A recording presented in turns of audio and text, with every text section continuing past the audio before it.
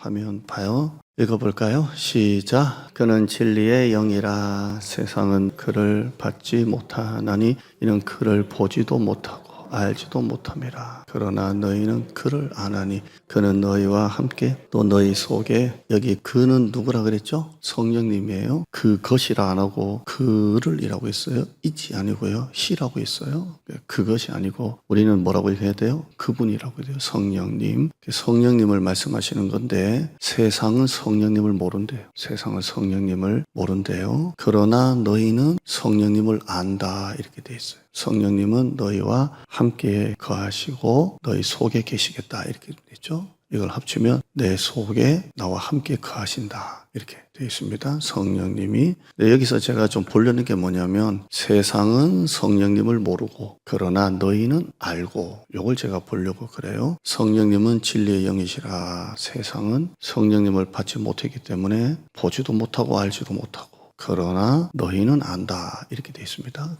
그래서 예수님께서 성령에 대해서 아는 것을 세상과 제자들을 구분시킨 거예요. 세상은 모르고 너희는 안다 이렇게 말씀하고 있습니다.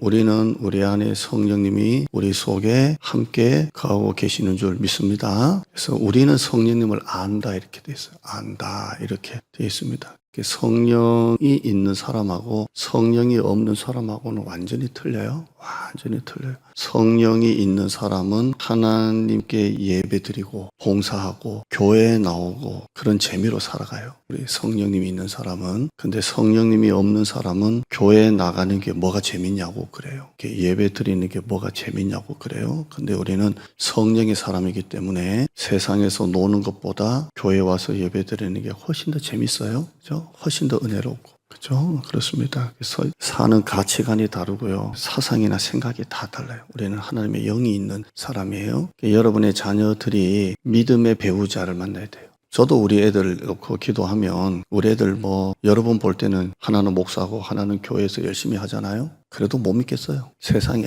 얼마나 유혹이 강하고 센지 그러잖아요. 그래서 이 아이들도 믿음의 배우자를 만나야지. 하나님 안 믿는 여자 만났다가는 얘들 믿음도 모르는 거예요. 우리 큰애냐 100% 안 믿는 여자 만났다가는 안 되는 거고, 목사가 안 믿는 여자 만났다가는 대도 안 하고. 근데 둘째도 못 믿겠어요. 왜냐하면 안 믿는 여자 만나가지고 신앙 다 뺏기고, 요즘에는 남자보다 여자가 더 세다면서요. 옛날에는 남자가 교회 가자 그러면 여자가 따라 나오고 이래야지. 근데 요즘에는 남자가 가자 그래도 여자가 안 간다 그러면 남자도 안 간다면서요. 여자 눈치 본다고. 근데 요즘엔 여자가 더 세대요. 믿음의 배우자를 만나야 돼요. 여러분의 자녀들. 우리 제자반에서 그러더라고요. 부부끼리 남편 또 예수 잘 믿어가지고 하늘의 언어를 쓰고 싶다 그러더라고요. 그러니까 하늘의 언어라는 게 뭐냐면 서로 하나님 대화하는 거예요. 부부가 신앙인이 되어서 오늘 교회에 나가서 설교 은혜 받은 거 나누고 교회 이야기 나누고 하나님 이야기 나누고, 이게 얼마나 복된 줄 몰라요. 우리 제자반의 한 권사님이 기도 제목이 우리 가정에 하늘의 언어를 쓰고 싶다. 참 표현이 참 좋더라고요. 왜냐하면 안 믿는 사람은 성령님이 없기 때문에 완전히 달라요. 말이 다르고 언어가 다르고, 그러나 믿는 사람은 성령님이 계시기 때문에 언어가 다른 거예요. 여러분의 자녀들 믿음의 신앙의 배우자 만나도록 기도 많이 하세요. 기도 많이 하고, 여러분의 사위가 들어오든 며느리가 들어오든 내 아들보다 내 딸보다 들어오는 사람이 믿음이 더 좋아야 돼요. 그래야 이 배우자가 내 딸, 내 아들을 믿음으로 끌고 가는 거예요. 끌고 가니까 더 믿음이 좋은 사람 만나도록 기도 많이 하세요.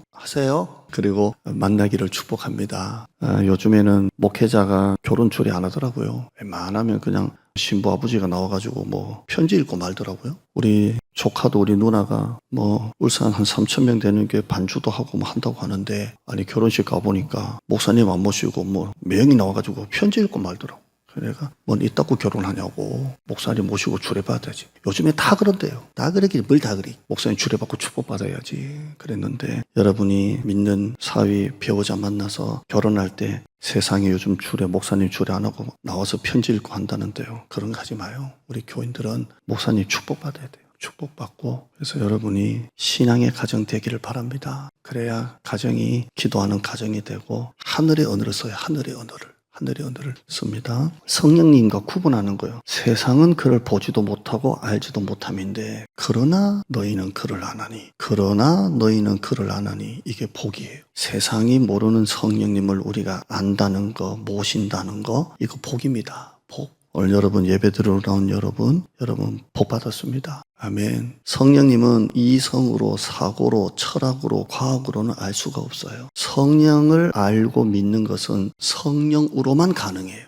아무리 내가 알려고 해도 알 수가 없어요. 신학교 나와도 몰라요. 성령을 알 수 있는 것은 성령으로만 알 수 있어요. 한번 따라할까요? 신령한 일은 신령한 것으로 분별하느니라. 그러니까 성령의 일은 성령께서 분별하게 하시지 안 되는 거예요. 고린도서 2장 13절 말씀 볼까요? 시작. 우리가 이것을 말하거니와 사람이 지혜에 가르친 말로 아니하고 오직 성령의 가르치신 것으로 하니 신령한 일은 신령한 것으로. 제가 일부러 개역 성경을 썼어요. 개역 개정 지금 보는 성경은 영의 일은 영 이렇게 바꿔놨는데 저는 옛날 의미가 좋더라고요. 성령은 지혜의 말로 알 수가 없어요. 뭐요? 성령이 가르치신 것으로 알 수 있어요. 그래서 신령한 일은 뭘로 분별한다고요? 신령한 것으로 분별해요. 성령을 알 수 있는 방법은 뭘로 알 수 있어요? 성령을 통해서만 알 수가 있는 거예요. 한번 따라해요. 신령한 일은 신령한 것으로 분별하느니라. 그러니까 신령한 일은 신령한 것으로 분별하는 거예요. 얼마나 은혜로운지 몰라요. 그 다음 말씀 볼까요? 이번엔 개역 개정이에요. 시작. 육에 속한 사람은 하나님의 성령의 일들을 받지 아니하나니 이는 그것들이 그에게는 어리석게 보이며 또 그는 그것들을 알 수도 없나니 그러한 일은 뭘로만 분별된다고요? 영적으로만 분별된다. 이렇게 되어 있습니다. 여러분 그 주일 예배 설교를 들으면서 은혜 되세요? 이렇게 말씀이 은혜가 돼요? 이걸 목장에서 나눌 때 은혜가 되세요? 그러면 이걸 누가 알게 하시고 깨닫게 하시는 거예요? 성령님이 알게 하시고 깨닫게 하시는 거예요. 지난 주일날 한 우리 집사님이 목사님 설교를 들으면서 설교가 무슨 내용인지를 꼭 좀 알고 싶어요. 그래요. 그러니까 설교를 들어도 들리긴 들리는데 이게 이제 무슨 말인지를 잘 모르겠대요. 내용을 모르는 게 아니라 그래서 책을 하나 소개해 주시든지 그래요. 그래서 제가 우리 집사님에게 집사님 제가 책을 하나 소개해 준다고 해서 뭐 기초 뭐 이런 거 소개해 준다고 해서 설교가 들리는 건 아니라고. 집사님이 예배 전에 말씀을 깨닫게 하는 것은 성령님밖에 없다고.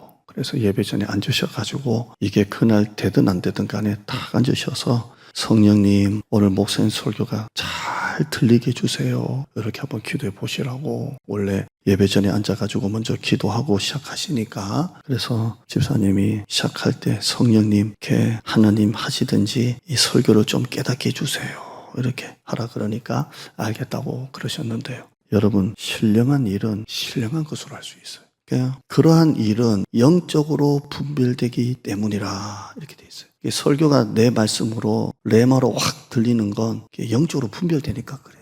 그러니까 여러분이 영의 사람이 되시기를 바랍니다. 성령께서 깨닫게 하시는 거예요. 마태복음 16장에 보면 베드로가 주는 그리스도시요 살아계신 하나님의 아들이십니다. 그래서 얼마나 멋진 고백입니까? 이 고백이 베드로의 어떤 지식에서 나온 게 아니잖아요. 예수님께서 이 고백을 딱 들으시고 뭐라고 말씀하세요? 마태복음 16장 17절에 예수께서 대답하여 이르시되 바요나 시모나 네가 복이 있도다. 이를 네게 알게 한 이는 혈육이 아니요 하늘에 계신 내 아버지. 이걸 깨닫게 한 것은 하늘에 계신 내 아버지 성령께서 깨닫게 한 거예요. 그러니까 베드로가 자기 이성에서 주는 그리스도시요 살아계신 하나님의 아들입니다 라고 한 게 아니라 주님이 그리스도시고 살아계신 하나님이심을 깨닫게 하신 분이 누구세요? 성령님이 깨닫게 하신 거예요. 그러니까 성령은 우리가 이러한 고백을 하게 하시는 거예요. 고린도전서 2장 12절 말씀이에요. 시작. 우리가 세상의 영을 받지 아니하고 오직 하나님으로부터 온 영 성령을 받았으니 이는 우리로 하여금 하나님께서 우리에게 은혜로 주신 것들을 알게 하려 하심이라. 아멘. 성령이 어떻게 하신다고요? 우리에게 은혜로 주신 것들을 알게 하는 거예요. 그래서 은혜가 되고 힘이 되는 거예요. 2장 12절요. 끝에 보시면 하나님께서부터 시작. 하나님께서 우리에게 은혜로 주신 것들을 알게 하려 하심이라. 이걸 알게 하신 분은 누구세요? 성령이에요. 성령님이 우리에게 은혜로 주신 것들을 깨닫게 하는 거예요. 그래서 은혜를 받고 이렇게 되는 거예요. 저는 이제 어릴 때 저희 어머니가 극동방송 조영기 목사님 설교를 다 틀어놨어요. 다 그냥 시도 때도 없이 틀어놨어요. 근데 조영기 목사님 설교 들으면 뭔 말인지도 모르는 어린 제가 많이 울었어요. 우리 엄마 아버지보다 더 울었던 것 같아요. 이상하게 나오는 그 목소리에 그 설교에 밥 먹다가 울고 너 왜 울어? 그러면 몰라 설교가 눈물이 나 뭐 이랬거든요. 뭔가 그때 뭉클하고 그랬는데요. 그래서 저는 지금도 한 번씩 매일은 안 듣고요. 조영기 목사님 설교 들어요. 들으면서 야, 그 당시에 어떻게 이렇게 메시지를 잘 전할 수 있을까? 옛날에는 저는 순복음 교회 조영기 목사님 설교가 좀 설교가 좀 얕다. 뭐 그런 거 있잖아요. 신학적으로 순복음 신학이 좀 이렇게 장로교 신학보다 신학이 좀 얕다. 뭐 이런 느낌을 많이 받았는데 지금 조영기 목사님 설교 들으니까요. 얕은 게 아니에요. 이 나이에 대해서 들어보니까 설교가 굉장히 또박또박하고 명확하고 그 안에 뭔가 이렇게 깨닫게 하는 게 있어요. 정말 이런 설교를 하셨구나. 그런데요. 여러분, 신령한 일은 신령한 것으로 분별하는 거예요. 그러니까 여러분이 오늘 예배당에 나와서 은혜 받겠다고 앉아있는 건요. 누가 이렇게 이끄신 거예요? 다 성령님이 이끄신 거예요. 제가 지금 목소리 크게 해요? 조용조용하게 해요? 조용조용하게 해요. 그런데도 설교가 이렇게 마음으로 들리는 건 누가 하시는 거예요? 성령께서 하시는 거예요. 지금 제가 제 입술로 제 원고로 여러분에게 하는 게 아니고 누가 하시는 거예요? 성령께서 하시는 거예요. 제가 지금까지 왜 이런 얘기를 쭉 하냐면요. 성령님은 어떤 에너지가 아니고 어떤 능력이 아니라는 걸 계속 얘기한 거예요. 성령님은 인격적인 분이세요. 어떤 배터리적인 개념이 아니에요. 예를 들어서 제가 이 휴대폰이 지금 5년째 돼가지고 부모사님이 저하고 똑같더만요. 그러니까 부모사님이 목사님 휴대폰 좀 바꾸러 가자고. 자기도 하루에 3번씩 충전한다고 그러는데 저도 이렇게 금방 하면 금방 뭐 10몇 프로예요. 그래서 항상 저는 보면 지금은 21%네요. 21%인데 그거 꺼질 때 다 됐어요. 근데 이거 나이가 드니까 막 바꾸기도 싫고 그러는데요. 충전하면 또 금방 올라와요. 할렐루야. 이게 오래된 휴대폰이 좋은 게 있더라고요. 이게 배터리 나가는 것도 금방 쑥 빠지는데요. 충전도 금방 돼요. 100%도 금방 되는데요. 예, 성령님은 이런 배터리 개념이 아니라는 거예요. 아침에 꼽아놓으면 쭉 올라오고 저녁에 살다 보면 쭉 빠졌다가 쭉 올랐다가 쭉 내려갔다 쭉 올라갔다 이런 개념이 아니에요. 그러니까 성령님은 어떤 에너지가 아니고 어떤 능력이 아니에요. 성령님은 인격적인 분이세요. 그래서 그분이 우리를 자꾸 가르치시고 생각나게 하시고 보여주시고 그러는 거예요. 요한복음 14장 26절에요. 시작. 보혜사 곧 아버지께서 내 이름으로 보내실 성령 그가 너에게 모든 것을 가르치고 내가 너에게 말한 모든 것을 이게 설교예요. 성령께서 우리에게 다 가르쳐 주시고 성령께서 내가 너에게 말한 모든 것을 다 생각나게 하시는 거예요. 여러분 능력이 우리를 가르칩니까? 어떤 에너지가 나에게 뭐 생각나게 합니까? 내 안에 하나님의 영으로 오신 인격적인 그것이 아니고 그분이 나에게 모든 것을 가르치시고 모든 것을 생각나게 하시는 거예요. 그죠? 성령님은 인격적인 분이에요. 로마서 8장 26절에요. 이와 같이 성령도 우리의 연약함을 도우시나니 우리가 마땅히 기도할 바를 알지 못하나 성령이 말할 수 없는 탄식으로 우리를 위하여 친히 간구하신다. 우리가 연약할 때 성령님은 어떻게 하신다고요? 도우신대요. 한번 따라해요. 내가 연약할 때 성령님은 도우신다. 여러분 배터리가 도와줍니까? 능력이 도와줍니까? 능력은 연약할 때는 잘 안 나타나요. 근데 내가 연약할 때 성령님이 도와주신대요. 내가 힘이 없을 때 성령님이 도와주신대요. 그러니까 여러분 오늘 또 좀 피곤하게 나왔잖아요. 하루 종일 피곤하죠? 피곤하다고 해봐요. 피곤해요. 서울까지 내려오시고 밥도 제대로 못 먹고. 근데 오늘 성령님이 여러분에게 또 힘을 줘요. 힘을 줘서 성령들의 연약함을 도우시나니 성령님의 연약함을 도우세요. 때로는 우리가 기도할 바를 알지 못할 정도로 낙심이 될 때 성령님이 말할 수 없는 탄식으로 나를 위하여 기도하고 계세요. 성령님은 인격적인 분이에요. 그래서 내가 연약할 때 성령님은 나를 도와주십니다. 그러니까 성령님이 어떤 능력이나 에너지가 아니라는 거예요. 자, 내가 죄 지을 때 성령님은 어떻게 하십니까? 에베소서 4장 30절에요. 시작. 하나님의 성령을 근심하게 하지 말라. 그 안에서 너희가 구원의 날까지. 내가 죄 지을 때 성령님은 뭐 하세요? 근심하세요. 능력이 근심해요? 에너지가 근심해요? 하나님의 영 인격이신 그분이 근심하는 거예요. 그러니까 성령님은 또 다른 보혜사예요. 성령님은 또 다른 예수님이세요. 2000년 전에 제자들과 함께 계셨던 예수님은 올라가시고 내가 올라가면 또 다른 보혜사를 너에게 줄 것인데 너에게 더 유익하다. 나는 시공간의 제한을 받고 나는 결국 떠나가지만 성령님은 너희 속에 너희와 영원히 나와 똑같은 존재로 너희와 함께 할 것이다. 그러니까 2000년 전에 예수님과 함께 썼던 제자들이 더 좋은 거예요. 2000년이 지난 우리가 더 좋은 거예요. 훨씬 더 좋다 그랬죠. 왜냐하면 예수님께서 더 유익하다 그랬으니까. 그래서 우리는 예수님보다 더 좋은 성령님을 모시고 있는 거예요. 왜냐하면 내가 떠나가는 신에게 더 유익하고 성령님이 오는 게 더 유익하다 그랬으니까. 그래서 우리는 내 안에 계신 성령님이 언제나 나와 함께 하세요.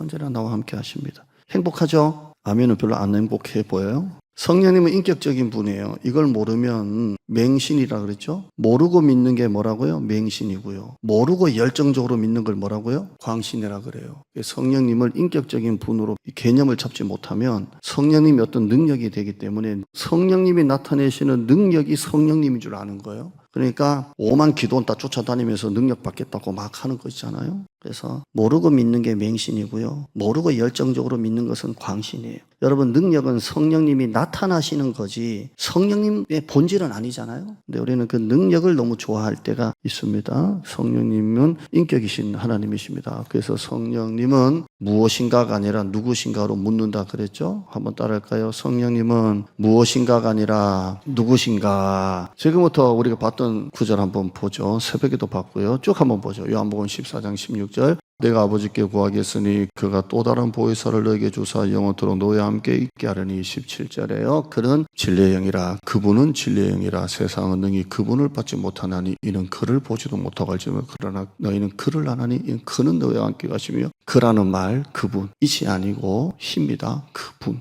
그것이 아니고 그분이십니다. 계속 그 말을 예수님이 쓰시는 거예요. 요한복음 15장 26절에 내가 아버지께로부터 너에게 보낼 보혜사 곧 아버지께로 나오시는 진리 성령이 오실 때 그가, 그것이 아니에요. 그가 나를 인칭 대명사예요. 나를 증언하실 것이요. 요한복음 16장 7절에요. 그러나 내가 너에게 실상하는 내가 떠나가는 것이 너에게 유익이라. 내가 떠나가지 않으면 보혜사가 너에게로 오지 않을 것이요. 가면 내가 그를 또 다른 보혜사, 그분이에요. 인칭이에요. 그를 너에게 보내리니. 요한복음 16장 8절에요. 그가 와서 죄에 대하여, 그것이 아니에요. 그분이에요. 그가 와서 죄에 대하여, 의에 대하여, 심판에 대하여 세상을 책망하시리라. 아멘. 자, 이게 왜 중요하냐면 능력은 내가 부리는 거예요. 제가 그냥 구분하는 거예요. 능력은 내가 하면 능력이 나타나고 뭐 이런 거예요. 그래서 옛날 삼각산 기도원에 가면 불 받아라 막 이랬잖아요. 그러면 막 시시거리면 놀래가지고 막 불 받는 줄 알고 막 그랬는데 받을 수도 있지만 다는 아니잖아요. 그러니까 능력이라 그러면 내가 뭔가 마치 나타내는 것처럼 생각을 하는데요. 성령님은 인격적인 분이기 때문에 내가 막 나타내는 게 아니라 내가 막 성령님을 부려먹는 게 아니라 인격이신 성령님이 나를 다스리시고 나를 이끌어 가시고 나를 성령님의 뜻대로 사용하시는 거예요. 그러니까 오늘 제가 기도하면서 이 원고를 들고 올라왔을 때 성령님 오늘도 성령님이 설교하여 주시옵소서. 설교가 만만한 설교는 아닌데 우리 성도님이 설교를 듣고 깨닫게 하여 주시옵소서 이렇게 하는 거예요. 그러니까 내가 성령님을 막 부리는 게 아니라 성령님이 나를 통해서 하시는 거예요. 한번 따라요. 성령님이 나를 통해서 하신다. 여러분이 우리 찬양팀도 있고 뭐 많은 팀들이 있지만 내가 하는 거예요. 성령님이 나를 통해서 하시는 거예요. 그러니까 아무리 힘이 들 게 없어요. 오르막을 자전거 타고 올라가는 사람하고 오토바이 타고 올라가는 사람하고 틀린 거예요. 내가 하는 거예요. 성령님이 나를 통해서 하시는 거예요. 나를 통해 하시는 거예요. 그러니까 소리를 빽빽 질러가면서 설교 안 해도 조용히 설교해도 성령님이 역사하시면 은혜가 되는 거고요. 아무리 소리를 빽빽 지르고 설교해도 성령님이 안 계시고 인간의 힘으로 하려고 하면 은혜가 안 돼요. 그러니까 성령님이 하시는 거예요. 내가 하는 게 아니라 누가 한다고요? 성령님이 하시는 거예요. 그러니까 내가 막 팔고도 붙이고 하겠다 한다고 되는 게 아니에요. 그냥 성령님께 다 맡기고 오늘 이 설교를 성령님이 하시옵소서. 우리 찬양팀 성령님이 하시옵소서. 이렇게 해야 사람이 많이 오든 적게 오든 거기에 따라서 막 힘이 나고 힘이 빠지고 안 해요. 왜? 성령님이 하시니까. 그러니까 행복한 거예요. 성령님이 하시는 거예요. 자, 오늘 본문 한번 몇 가지를 보려고 하는데요. 빌립이라는 집사가 나오고요. 에티오피아 내시가 나오는데요. 이 내용이 빌립이 예루살렘에 너무 핍박이 심해가지고 사마리아로 갔어요. 사마리아로 갔는데 사마리아에 빌립 집사님이 오니까 부흥이 막 일어났어요. 이게 앞에 나오는 내용이에요. 사도행전 8장 1절부터 쭉 나와요. 그렇게 해서 빌립 집사가 사마리아에 내려갔는데 예루살렘하고 핍박이 심해가지고요. 그런데 사마리아에 내려갔는데 사마리아에 막 부흥이 막 일어나요. 막 부흥이 일어나요. 그런데 어느 날 갑자기 하나님께서 부흥이 막 일어나고 있는 사마리아 땅에 있는 빌립을 어떻게 인도하시냐면 26절 봐요. 26절. 자, 사마리아 땅에 빌립 집사님을 통해서 부흥이 일어나고 사마리아 땅에 막 성령의 불이 막 떨어졌어요. 근데 성령께서 어느 날 이렇게 인도하십니다. 26절 시작. 주의 사자가 빌립에게 말해 이르되 일어나서 남쪽으로 향하여 예루살렘에서 가사로 내려가는 길까지 가라. 그 길은 광야라. 어느 날 사마리아 땅에서 복음을 막 전하고 있는 빌립에게 너는 지금 예루살렘에서 가사로 내려가는 길까지 가라. 예루살렘에서 가사로 내려가는 길은 두 가지가 있대요. 하나는 해안길이 있고요. 하나는 광야길이 있대요. 해안길이 훨씬 더 좋겠죠? 근데 지금 성령께서 해안길로 가래요? 나쁜 길, 광야길로 가래요? 광야길로 가래요. 자, 지금 빌립은 어디 있다 그랬어요? 사마리아에 있어요. 왜냐하면 예루살렘에 핍박이 일어나가지고 사마리아에 도망을 갔거든요. 그래서 성령께서 어디로 가라는 거예요? 사마리아에 있는 빌립에게 예루살렘까지 내려갔다가 예루살렘에서도 가사까지 가는 길까지 내려갔다가 가사가 우리로 말하면 어디쯤인가요? 우리 서울로 말하면 저 대천, 서남 쪽이니까 대천 쪽이겠네요. 그쯤이. 그러니까 사마리아에 올라가 있는 빌립에게 예루살렘으로 가서 예루살렘에서 가사로 내려가는 길까지 가라 이렇게 합니다. 생뚱맞죠? 그럼 빌립은 사마리아에 있고 싶겠어요? 여기 가고 싶겠어요? 제가 대장동 분당이 있는데 갑자기 하나님께서 어느 날 너는 강진에 내려가라 그러면 제가 좋겠어요? 안 좋겠어요? 좋지 뭐 가라는 뭐 그 뜻이에요. 지금 가라는 거예요. 지도 한번 봐요. 제가 사도행전 설교할 때만 보겠지만 오늘 그냥 참고로 한번 보죠. 자 보세요. 예루살렘에 핍박이 일어나서 사마리아까지 도망갔잖아요. 그 사마리아 땅에 막 빌립 집사가 와가지고 막 부흥이 막 일어났다니까요. 그래서 빌립 집사 얼마나 좋겠어요. 야 내가 도망왔는데 이 사마리아 땅에 나를 통해 부흥이 일어나고 기쁨이 일어나고 와 했는데 다시 내려가래요. 저 가사로 내려가는 길까지 가래요. 갔는데 거기 누가 있어요? 에티오피아 네시를 만나요. 거기서 희한한 일이 있어요. 갔는데 네시를 만나게 돼요. 27절 봐요. 간다게라는 여왕이 네시예요. 말 그대로 네시인데 보통 네시가 아니라 여왕의 모든 국고를 맡은 네시입니다. 굉장히 높은 네시고요. 네시가 예배하러 예루살렘에 왔다가 돌아가는데 수레를 타고 내려가고 있어요. 근데 이 사람이 네시가 뭘 읽고 있어요? 28절에 이사야의 글을 읽고 있어요. 근데 29절 읽어봐요. 시작. 성령이 빌립더러 이르시되 이 수레로 가까이 나가라 하시고. 자, 성령님은 인격적인 분이잖아요. 계속 말씀하세요. 아니 거기까지 가사로 내려가는 길까지 간 것도 참 어려운 길인데 가봤는데 수레를 타고 4시가 있고 근데 성령께서 수레로 가까이 가라 이렇게 합니다. 근데 빌립이 막 달려가요. 보니까 이 네시가 이 사야를 읽고 있어요. 근데 31절에 보면 뭘 알고 있냐 그러니까 네시가 하는 말이 지도해 주는 사람이 없는데 내가 어찌 깨달을 수 있느냐 이렇게 말해요. 그러니까 빌립이 내가 올라타도 되겠냐 해가지고 31절에 같이 올라타요. 그리고 그걸 쫙 풀어줘요. 이게 어느 말씀이에요? 털 깎는 자 앞에 어린 양과 조용하고 이건 이사야 53장이에요. 예수님이 십자가에 못 박히셔 죽으신 그런 장면이에요. 그걸 읽고 있어요. 그래서 빌립이 네시가 빌립에게 말합니다. 34절에 선지자가 말한 이 사람은 도대체 누구냐? 자기를 가리킴이냐 타인이냐? 그러니까 빌립이 35절에 예수님을 가르쳐요. 그분은 예수님이다. 뭐 이렇게 쭉 얘기해요. 그러니까 네시가 하는 말이 뭐냐면 물이 있으니 36절에 물이 있는 곳에 이르러 내가 세례를 받음에 무슨 꺼리낌이 있느냐? 세례 받고 싶은 마음이 든 거예요. 그래서 38절에 보면 수레를 멈추고 빌립과 네시가 둘 다 물에 내려가 침내죠. 빌립이 세례를 베풀어요. 39절 읽어봐요. 시작. 둘이 물에서 올라올새 주의 영 성령이 빌립을 이끌어 간지라. 네시는 기쁘게 길을 가므로 그를 다시 자, 이 사람이 아프리카 복음의 씨앗이 돼요. 거기 가서 세례 받고 이 네시가 그 아프리카의 복음의 씨가 돼요. 자, 이걸 봐요. 누가 시킨 거예요? 성령께서 시키는 거예요. 성령께서 가만히 있는 빌립에게 사마리아에 있는 빌립에게 내려가라 해가지고 분당에서 목회 잘하는데 저 대천까지 가라 그래서 대천 갔더니 그 사람을 만나게 되고 수레를 타가지고 왜 하필 또 이걸 읽고 있어. 풀어주니까 마음이 확 이게 누구냐? 예수다. 나 물에서 세례 받아도 돼? 꺼리낌이 있어? 없어. 그래서 둘이 같이 주 예수 그리스도를 명하노니 하나님의 아들 예수를 받았지 한번 했겠죠? 주영이 올라와서 세례 받았어요. 누가 하신 거예요? 성령이 하셨어요. 우리가 하고 싶어서 가고 싶어서 안 가고 싶어서 그런 게 아니에요. 철저하게 성령께서 이끄시는 거예요. 할렐루야.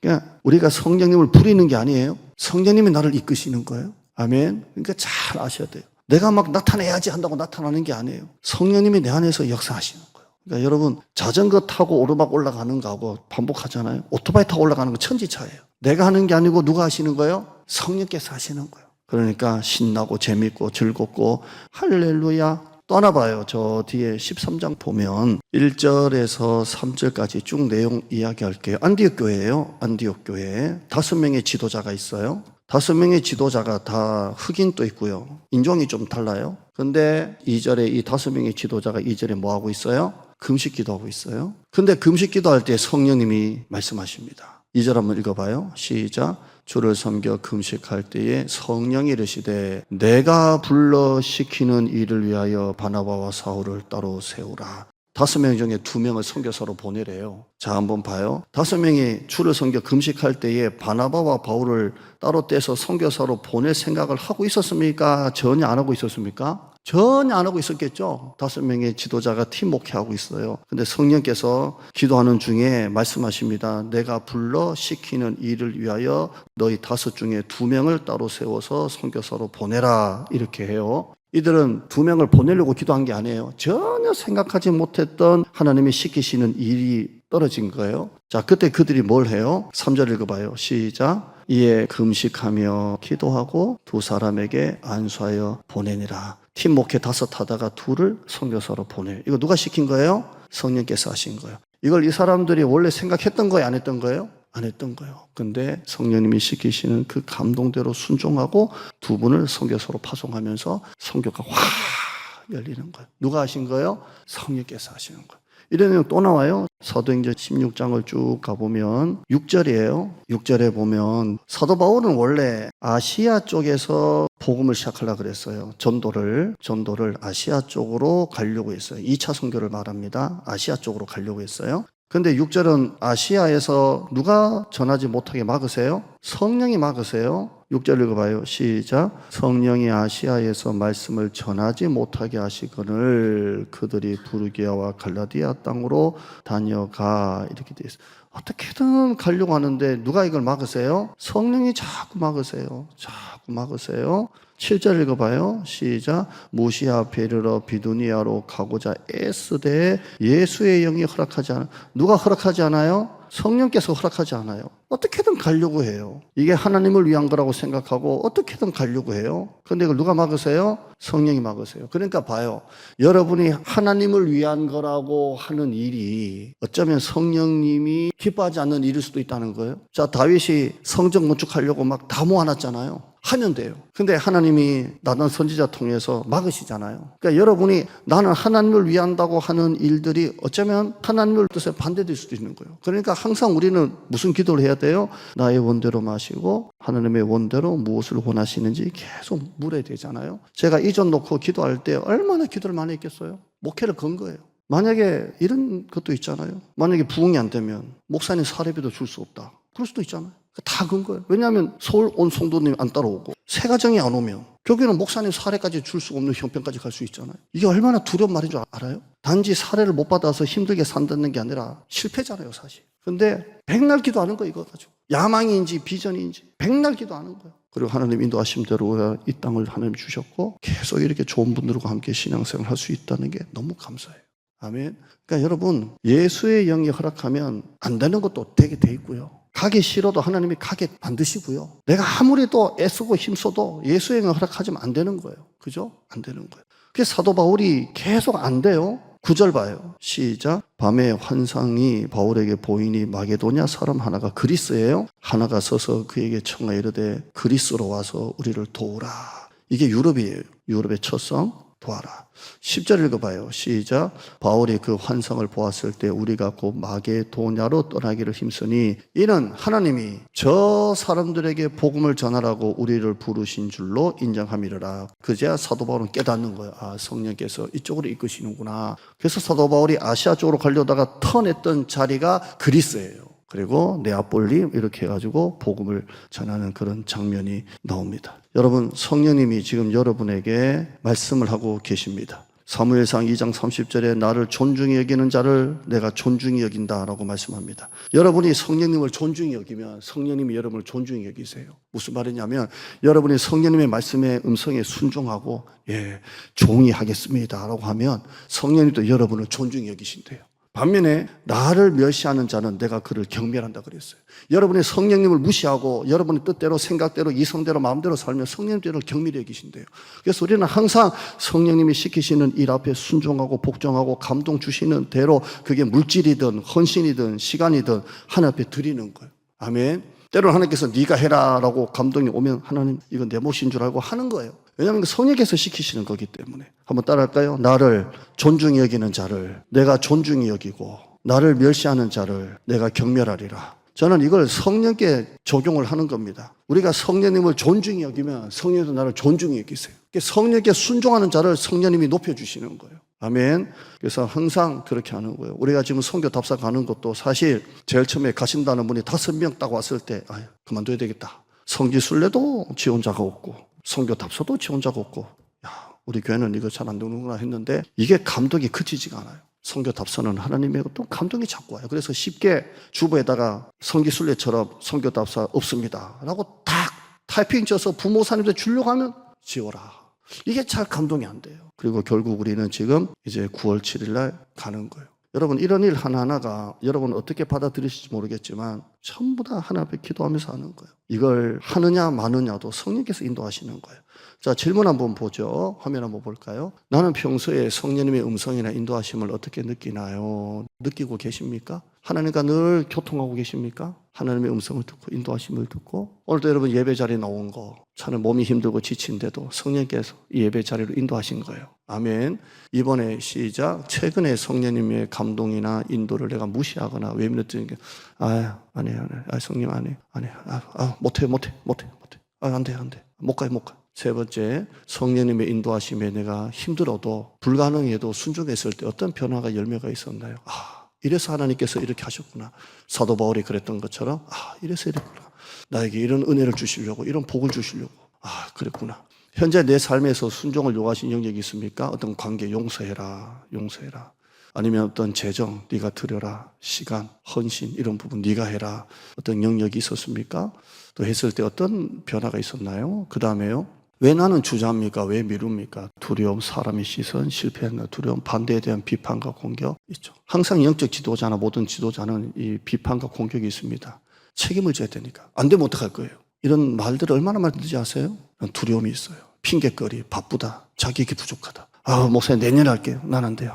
나중에 할게요. 이렇게. 다음에 갈게요. 여러분 선교답사 다음 없어요. 6번째 시작. 내가 순종했을 때 하나님께서 어떻게 역사하셨는가? 그 경험이 내 믿음을 어떻게 성장시켰는가? 그 다음 봐요. 시작. 성령님은 지금 나에게 어떤 순종을 주고 계십니까? 오늘 지금 내가 성령님의 인도하심에 순종해야 될 한 가지는 무엇입니까? 핑계와 오래 미룬 순종의 걸음을 떼라고 했습니다. 이게 무슨 말이냐면 내가 핑계대고 계속 오랫동안 미루고 있는 그 순종의 첫걸음을 떼시고 순종의 길로 들어서라 이 말입니다. 마지막 보시죠. 성령님이 지금 어떤 경로를 여러분에게 말씀하고 계십니까? 설교, 목사님이 어떤 권면, 주의 성도, 아니면 고난이라는 환경 엎드리게 만들고 무릎 꿇게 만들고 기도를 통해서 성경 읽다가 성령님은 분명히 인격적인 분이시기 때문에 여러분에게 분명히 말씀하고 계시는 줄 믿습니다.